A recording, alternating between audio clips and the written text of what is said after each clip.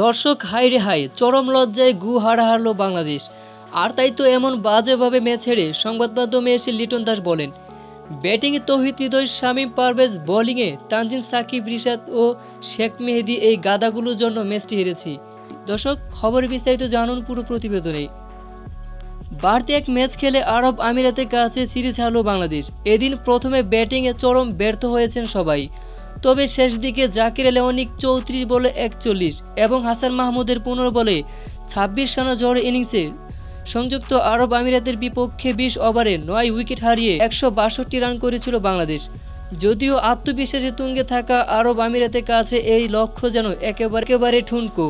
শুরুতে inform opener Mohammad ওয়াসিমের wicket হারালেও আলিশান হাফ সেঞ্চুরি এবং আসিফ খানের ঝড় ইনিংসে বাংলাদেশকে 7 উইকেটে হারিয়েছে আরব আমিরাত।